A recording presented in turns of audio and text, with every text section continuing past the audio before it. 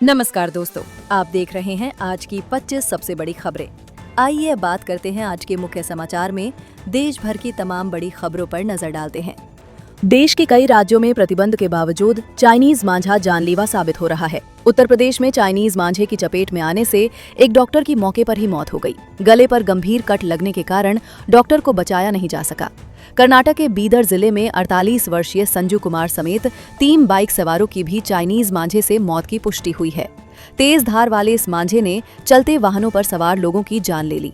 मामले को गंभीर मानते हुए मध्य प्रदेश हाईकोर्ट ने सख्त टिप्पणी की है। अदालत ने कहा कि चाइनीज मांझे से किसी की मौत होने पर गैर इरादतन हत्या का मामला दर्ज किया जाएगा। साथ ही नाबालिग बच्चों के मामले में माता पिता की जिम्मेदारी भी तय होगी। हाईकोर्ट ने सरकारों को फटकार लगाते हुए सवाल किया कि प्रतिबंध के स्पष्ट आदेशों के बावजूद चाइनीज मांझा खुलेआम बाजारों में कैसे बिक रहा है। ईरान में भारतीयों के लिए रेड अलर्ट। ईरान में बिगड़ते हालात को देखते हुए भारत सरकार ने अपने नागरिकों के लिए रेड अलर्ट जारी किया है। भारतीय विदेश मंत्रालय ने ईरान में रह रहे भारतीय नागरिकों से सतर्क रहने और अनावश्यक आवाजाही से बचने की अपील की है। ईरान में बढ़ती महंगाई के खिलाफ हो रहे प्रदर्शन हिंसक हो गए हैं। कई इलाकों में प्रदर्शनकारियों और सुरक्षा बलों के बीच झड़पों की खबर है, जिनमें कई लोगों की मौत की पुष्टि हुई है। तेहरान समेत कई शहरों में दमनात्मक कार्रवाई, गिरफ्तारियों और दफन की खबरें सामने आई हैं। हालात को नियंत्रित करने के लिए कुछ क्षेत्रों में इंटरनेट सेवाएं भी आंशिक रूप से बंद कर दी गई हैं। भारत सरकार ने ईरान में फंसे भारतीय नागरिकों को दूतावास से संपर्क में रहने और जरूरत पड़ने पर सुरक्षित वापसी की तैयारी करने की सलाह दी है। अमेरिका के पूर्व राष्ट्रपति डोनाल्ड ट्रंप ने राष्ट्रीय सुरक्षा का हवाला देते हुए बड़ा ऐलान किया है। ट्रंप ने 75 देशों के नागरिकों पर अस्थायी वीजा प्रतिबंध लगाने की घोषणा की है। बताया जा रहा है कि इस सूची में रूस, ईरान, अफगानिस्तान, इराक, नाइजीरिया सहित कई एशियाई और अफ्रीकी देश शामिल हैं। व्हाइट हाउस के अनुसार ये फैसला सुरक्षा एजेंसियों की रिपोर्ट और समीक्षा के आधार पर लिया गया है। विशेषज्ञों का मानना है कि इस कदम का वैश्विक स्तर पर असर पड़ सकता है। व्यापार, शिक्षा, पर्यटन और अंतर्राष्ट्रीय आवागमन पर इसका प्रभाव दिख सकता है। वीजा नीति को लेकर ये फैसला आने वाले दिनों में अंतर्राष्ट्रीय राजनीति में नई बहस को जन्म दे सकता है। भारत की अर्थव्यवस्था को लेकर सकारात्मक संकेत सामने आए हैं। आरबीआई गवर्नर के अनुसार पिछले 6 महीनों में भारत को $51 अरब का प्रत्यक्ष विदेशी निवेश यानी FDI प्राप्त हुआ है। इस विदेशी निवेश से बैंकिंग, इंफ्रास्ट्रक्चर और मैन्युफैक्चरिंग सेक्टर में मजबूती देखने को मिली है। आर्थिक गतिविधियों में तेजी से रोजगार और उत्पादन दोनों पर सकारात्मक असर पड़ा है। डिलॉयट की रिपोर्ट के मुताबिक चालू वित्त वर्ष में भारत की GDP ग्रोथ 7.5 से 7.8% के बीच रहने का अनुमान है। मजबूत आर्थिक नीतियों, राजनीतिक स्थिरता और बड़े बाजार के कारण भारत वैश्विक निवेशकों की पहली पसंद बना हुआ है। अंतर्राष्ट्रीय तनाव का सीधा असर कीमती धातुओं की कीमतों पर देखने को मिल रहा है। एक ही दिन में चांदी के दाम 12,000 रुपए से ज्यादा बढ़ गए हैं। बीते 3 दिनों में चांदी की कीमतों में कुल 34,000 रुपए की तेजी आई है, जिससे चांदी 2,78,000 रुपए प्रति किलो के स्तर पर पहुंच गई है। सोने की कीमतों में भी जबरदस्त उछाल दर्ज किया गया है। सोना 1,42,000 रुपए प्रति 10 ग्राम के नए ऑल टाइम हाई स्तर पर पहुंच गई है। विशेषज्ञों के अनुसार ईरान संकट और डॉलर की कमजोरी के कारण निवेशक सुरक्षित विकल्पों की ओर रुख कर रहे हैं, जिससे सोना चांदी महंगे हुए हैं। भारत ने ऊर्जा सुरक्षा के क्षेत्र में एक अहम कदम उठाया है। भारत ने पहली बार इक्वाडोर से 20 लाख बैरल कच्चा तेल खरीदकर नई ऊर्जा साझेदारी की शुरुआत की है। रूस पर लगे अंतर्राष्ट्रीय प्रतिबंधों के बीच भारत वैकल्पिक देशों से तेल आयात बढ़ाने की रणनीति पर काम कर रहा है। इसी रणनीति के तहत लैटिन अमेरिकी देशों से संपर्क मजबूत किया जा रहा है। सरकारी सूत्रों के मुताबिक इक्वाडोर से तेल आयात करने से भारत की ऊर्जा सुरक्षा और आपूर्ति विविधता को मजबूती मिलेगी। आने वाले महीनों में भारत लैटिन अमेरिका के अन्य देशों से भी तेल सौदे कर सकता है। ब्रिटेन सरकार ने टेक उद्योग को सख्त संदेश देते हुए एलन मस्क के आर्टिफिशियल इंटेलिजेंस ग्रोक और सोशल मीडिया प्लेटफॉर्म X को स्थानीय कानूनों का पालन करने का निर्देश दिया है। ब्रिटिश अधिकारियों ने स्पष्ट किया है कि देश के डिजिटल सेफ्टी कानून सभी टेक कंपनियों पर समान रूप से लागू होंगे। सरकार ने चेतावनी दी है कि यदि AI कंटेंट मॉडरेशन और डिजिटल सुरक्षा नियमों का उल्लंघन पाया गया तो भारी जुर्माना लगाया जा सकता है। साथ ही सेवाओं पर प्रतिबंध भी लगाया जा सकता है। ब्रिटिश रेगुलेटर्स का कहना है कि कोई भी टेक कंपनी या AI प्लेटफॉर्म कानून से ऊपर नहीं हो सकता। एलन मस्क की टीम से इस मामले में यूके नियामकों को जल्द औपचारिक जवाब मिलने की उम्मीद जताई जा रही है। क्विक कॉमर्स सेक्टर में बड़ा बदलाव देखने को मिला है। ब्लिंकिट के बाद अब स्विगी, इंस्टामार्ट और जेप्टो ने भी अपने विज्ञापनों से 10 मिनट डिलीवरी का दावा हटा दिया है। ये कदम उपभोक्ता मामलों के मंत्रालय के निर्देश के बाद उठाया गया है। सरकार ने स्पष्ट किया था कि इस तरह के भ्रामक विज्ञापन न केवल ग्राहकों को गुमराह करते हैं, बल्कि डिलीवरी कर्मियों की सुरक्षा के लिए भी खतरा पैदा करते हैं। सरकारी चेतावनी के बाद कंपनियों ने अपनी मार्केटिंग रणनीति बदली है। अब ये कंपनियां तेज डिलीवरी के बजाय विश्वसनीय और सुरक्षित सेवा पर फोकस करने का दावा कर रही हैं। रेल यात्रियों के लिए राहत भरी खबर सामने आई है। रेलवे ऐप के जरिए जनरल टिकट बुक करने पर यात्रियों को अब 3% अतिरिक्त छूट मिलनी शुरू हो गई है। रेलवे ने आधिकारिक तौर पर पुष्टि की है कि ये नई योजना अगले 6 महीनों तक लागू रहेगी। इसके अलावा यदि यात्री आर वॉलेट के जरिए भुगतान करते हैं तो कुल छूट बढ़कर 6% तक हो जाएगी। रेलवे अधिकारियों के अनुसार इस प्रोत्साहन योजना का उद्देश्य डिजिटल टिकटिंग को बढ़ावा देना और यात्रियों को कैशलेस भुगतान के लिए प्रेरित करना है। भारत की वैश्विक स्थिति को लेकर सकारात्मक खबर सामने आई है। 2026 की वैश्विक पासपोर्ट रैंकिंग में भारत 5 पायदान की छलांग लगाकर 80वें स्थान पर पहुंच गया है। भारतीय पासपोर्ट धारकों को अब 55 देशों में वीजा फ्री या वीजा ऑन अराइवल की सुविधा मिल रही है, जिससे अंतर्राष्ट्रीय यात्रा पहले से अधिक आसान हो गई है। इस रैंकिंग में सिंगापुर दुनिया का सबसे ताकतवर पासपोर्ट बना हुआ है, जिसे सबसे अधिक वीजा फ्री एक्सेस प्राप्त है। वहीं पाकिस्तान और बांग्लादेश के पासपोर्ट निचले 10 स्थानों में शामिल बताए गए हैं। भारतीय नौसेना ने देश की प्राचीन समुद्री परंपरा को जीवंत करते हुए एक ऐतिहासिक उपलब्धि हासिल की है। भारतीय नौसेना का पारंपरिक जहाज कडिन गुजरात के पोरबंदर से ओमान सफलतापूर्वक पहुंच गया है। ये जहाज लगभग 2000 साल पुरानी तकनीक से निर्मित है, जिसमें ना तो बिजली है, ना इंजन और ना ही कोई आधुनिक कैबिन। नौसेना की टीम ने 18 दिनों की समुद्री यात्रा बेहद सीमित संसाधनों में पूरी की। भारतीय नौसेना ने इस मिशन को भारत की समृद्ध और प्राचीन समुद्री विरासत का जीवंत उदाहरण बताया है। भारत की सुरक्षा और संप्रभुता से जुड़ा बड़ा बयान सामने आया है। आर्मी चीफ ने पाकिस्तान और चीन के बीच हुए शख्सगाम घाटी समझौते को पूरी तरह अवैध करार दिया है। भारत ने एक बार फिर स्पष्ट किया है कि वो शख्सगाम क्षेत्र पर किसी भी विदेशी दावे को स्वीकार नहीं करता। सैन्य सूत्रों के अनुसार 5180 वर्ग किलोमीटर के इस क्षेत्र से होकर CPEC कॉरिडोर गुजरने की पुष्टि हुई है। सरकार ने दोहराया है कि शख्सगाम घाटी भारत का अभिन्न हिस्सा है और इस पर भारत का दावा पूरी तरह वैध है। रेलवे में परोसे जा रहे नॉनवेज भोजन को लेकर राष्ट्रीय मानवाधिकार आयोग ने सख्त रुख अपनाया है। NHRC ने ट्रेन में नॉनवेज खाना परोसने के मामले में रेलवे को औपचारिक नोटिस जारी किया है। आयोग ने कहा है कि यात्रियों को ये जानने का पूरा अधिकार है कि उन्हें परोसा जा रहा मांसाहारी भोजन हलाल है या झटका। ये मामला यात्रियों की धार्मिक भावनाओं और उपभोक्ता अधिकारों से सीधे तौर पर जुड़ा हुआ बताया गया है। NHRC ने रेलवे से 4 सप्ताह के भीतर इस पूरे मामले पर विस्तृत रिपोर्ट और स्पष्टीकरण मांगा है। आयोग ने ये भी स्पष्ट किया है कि यात्रियों की आस्था और सूचना के अधिकार की अनदेखी स्वीकार्य नहीं होगी। तेलंगाना से पशु क्रूरता का गंभीर मामला सामने आया है।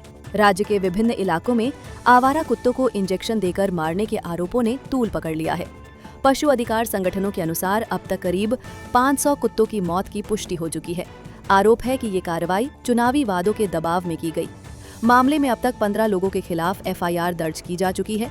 सरकार ने पूरे मामले की जांच कराने और दोषियों के खिलाफ कड़ी कार्रवाई करने का भरोसा दिलाया है। देश के कई हिस्सों में दूषित पेयजल आपूर्ति को लेकर नेशनल ग्रीन ट्रिब्यूनल ने सख्त रुख अपनाया है।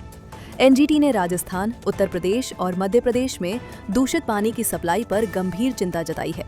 कई इलाकों में सीवेज मिला पानी लोगों तक पहुंचने के आरोप सामने आए हैं।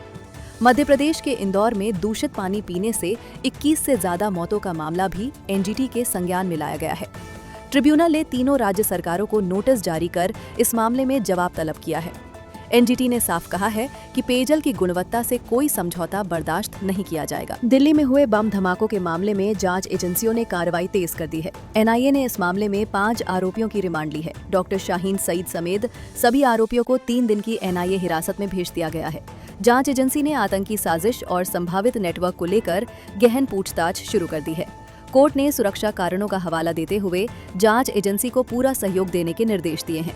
NIA का कहना है कि मामले की हर एंगल से जांच की जा रही है। मेडिकल शिक्षा से जुड़ा एक बड़ा और विवादित फैसला सामने आया है। NBMS ने नीट PG 2025 के लिए क्वालिफाइंग परसेंटाइल घटाकर 0 कर दिया है। इस फैसले के तहत SC, ST और OBC वर्ग के उम्मीदवारों के लिए भी कटऑन पर 0 परसेंटाइल तय किया गया है। इसका मतलब यह है कि 0 से नीचे स्कोर करने वाले उम्मीदवार भी PG सीटों के लिए पात्र हो सकते हैं। इस निर्णय के बाद विशेषज्ञों ने चिकित्सा गुणवत्ता और मरीजों की सुरक्षा को लेकर गंभीर सवाल उठाए हैं। स्वास्थ्य मंत्रालय ने इस फैसले को औपचारिक मंजूरी दे दी है। प्रयागराज माघ मेले से जुड़ी बड़ी खबर सामने आई है। लगातार दूसरे दिन मेले में आग लगने की घटना दर्ज की गई है। मकर संक्रांति के दिन लगी आग में 10 से अधिक टेंट जलकर पूरी तरह खाक हो गए। घटना की सूचना मिलते ही दमकल विभाग की टीम मौके पर पहुंची और समय रहते आग पर काबू पा लिया गया। प्रशासन के अनुसार इस घटना में किसी भी तरह की जनहानि नहीं हुई है। हालांकि प्रशासन ने सुरक्षा इंतजामों की समीक्षा करने और पूरे मामले की जांच के आदेश दे दिए हैं। काशी के मणिकर्णिका घाट पर निर्माण हटाए जाने को लेकर विवाद गहरा गया है। घाट पर हुई कार्रवाई के बाद स्थानीय लोगों में आक्रोश फैल गया और विरोध प्रदर्शन शुरू हो गए। स्थानीय लोगों का आरोप है कि बिना किसी पूर्व सूचना के अहिल्याबाई होलकर की प्रतिमा हटाई गई, जिससे धार्मिक और सांस्कृतिक भावनाएं आहत हुई हैं। इस पूरे मामले पर जिलाधिकारी ने सफाई देते हुए कहा है कि सभी मूर्तियों को सुरक्षित तरीके से हटाकर सुरक्षित स्थान पर रखा गया है। प्रशासन का कहना है कि यह कार्रवाई विकास कार्यों और सुरक्षा कारणों को ध्यान में रखते हुए की गई है। थाईलैंड से एक भीषण रेल हादसे की खबर सामने आई है। एक पैसेंजर ट्रेन पर क्रेन गिरने से बड़ा हादसा हुआ, जिसमें अब तक 32 लोगों की मौत की पुष्टि की गई है। हादसे में 67 यात्री घायल हुए हैं, जिनमें से अधिकांश स्कूली छात्र बताए जा रहे हैं। करीब 65 फीट ऊंचाई से भारी मलबा गिरने के कारण ट्रेन के कई डिब्बे पटरी से उतर गए। इस घटना को वर्ष 2026 की थाईलैंड की पहली बड़ी रेल दुर्घटना माना जा रहा है। प्रशासन और राहत एजेंसियों ने मौके पर पहुंचकर बचाव कार्य किया। बांग्लादेश में पुलिस हिरासत में बीएनपी के एक हिंदू नेता की मौत के बाद हालात तनावपूर्ण हो गए हैं। घटना के बाद देश के कई इलाकों में सरकार विरोधी प्रदर्शन और भारी नाराजगी देखने को मिल रही है। इस घटना का असर बांग्लादेश में रह रहे हिंदू समुदाय पर भी पड़ा है। हिंदुओं पर बढ़ते हमलों के बीच भारतीय छात्र, खासकर मेडिकल की पढ़ाई कर रहे विद्यार्थी, दहशत में बताए जा रहे हैं। रिपोर्ट्स के अनुसार बांग्लादेश में पढ़ाई कर रहे करीब 9,000 भारतीय छात्रों के भविष्य को लेकर चिंता जताई जा रही है। स्थिति पर भारत समेत अंतर्राष्ट्रीय समुदाय की नजर बनी हुई है। दिल्ली के खतरनाक प्रदूषण स्तर का असर अंतर्राष्ट्रीय खेल आयोजनों पर भी देखने को मिल रहा है। विश्व के दूसरे नंबर के बैडमिंटन खिलाड़ी एंडर्स एंटोसन ने भारत आने से इनकार कर दिया है। एंटोसन ने डॉक्टरों की सलाह के बाद स्वास्थ्य जोखिम को देखते हुए इंडिया बैडमिंटन ओपन से अपना नाम वापस ले लिया। खिलाड़ी ने प्रदूषण के कारण सांस से जुड़ी समस्याओं की आशंका जताई है। आयोजकों का कहना है कि खिलाड़ियों की सुरक्षा उनकी सर्वोच्च प्राथमिकता है और हालात पर लगातार नजर रखी जा रही है। स्वास्थ्य से जुड़ी एक सकारात्मक खबर सामने आई है। जामा साइंस रिसर्च में प्रकाशित एक अध्ययन ने कॉफी पीने के कई स्वास्थ्य लाभों की पुष्टि की है। रिपोर्ट के अनुसार नियमित रूप से सीमित मात्रा में कॉफी पीने से विभिन्न बीमारियों का खतरा करीब 40% तक कम हो सकता है। अध्ययन में यह भी सामने आया है कि कॉफी सेवन से एट्रियल फिब्रिलेशन और टाइप 2 डायबिटीज का जोखिम घटता है। विशेषज्ञों ने सलाह दी है कि अत्यधिक सेवन से बचते हुए संतुलित मात्रा में कॉफी पी जाए। उत्तर प्रदेश सरकार राज्य की पारंपरिक खाद्य विरासत को बढ़ावा देने की तैयारी में है। योगी सरकार जल्द ही प्रदेश में एक जिला एक व्यंजन योजना शुरू करने जा रही है। इस योजना के तहत प्रदेश के 150 पारंपरिक व्यंजनों की सूची तैयार की गई है।